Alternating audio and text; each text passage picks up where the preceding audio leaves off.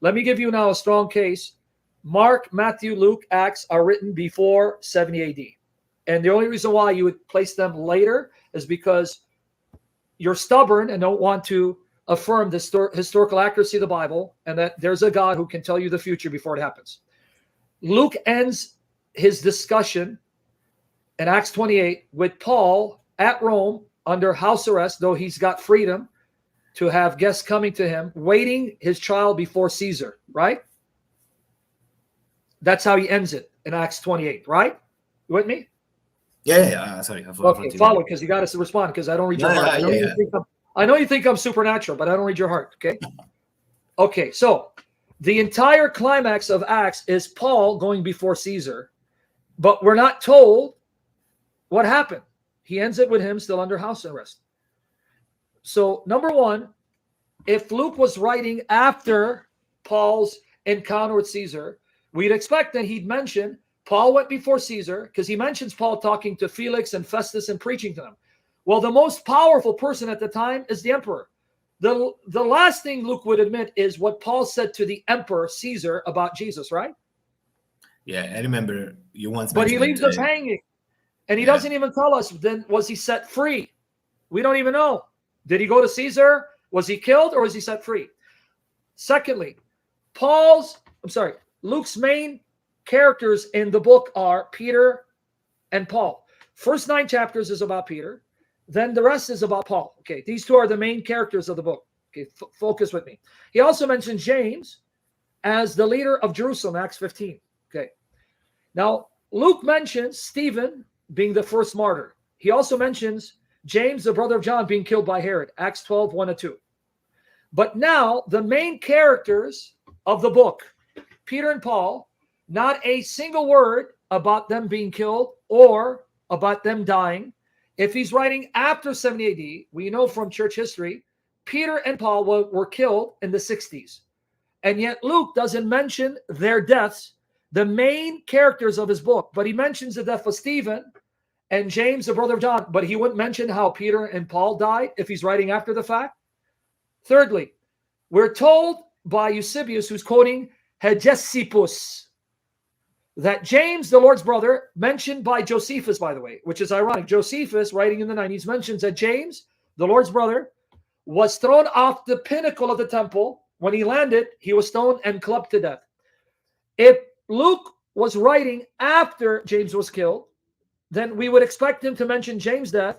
And due to the chronology, people date James' death to around 62 AD.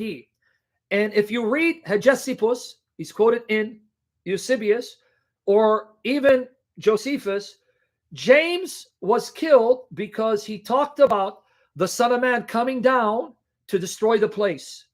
And so he's thrown off the pinnacle, clubbed and stoned, and he died. 62 AD. If Luke is written after 70 AD, then why doesn't he mention the death of James and why he was killed? Because he's also an important character. So 3 important characters, he doesn't mention their deaths. Okay.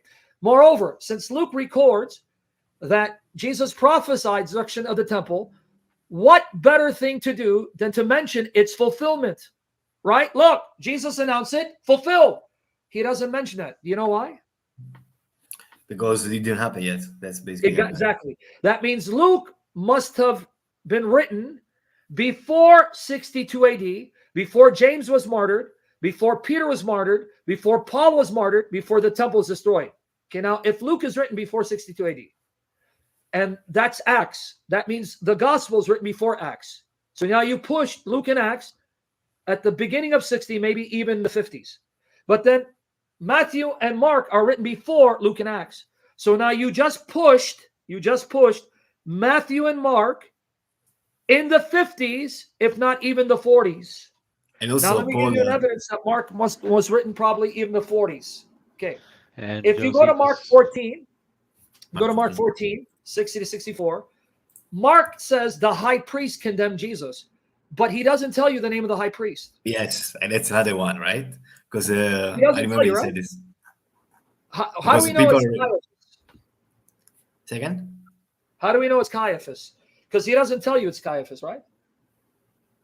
Yes, he doesn't tell us because John tells us, right? and Matthew and Luke. That means Matthew and Luke, they're written early, but late enough they have to tell you who the high priest was.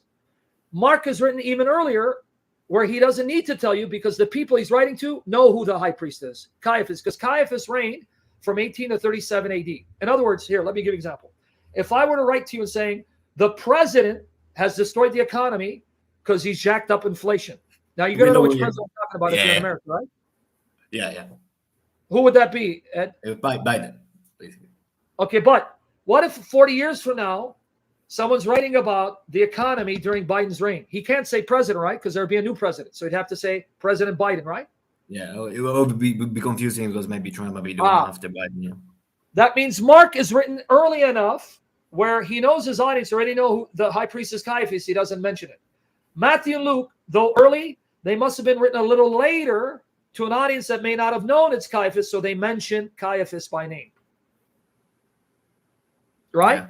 So now I've given you strong internal evidence. Mark, Matthew, Luke, and Acts, all written before 60, in the 50s, if not the 40s.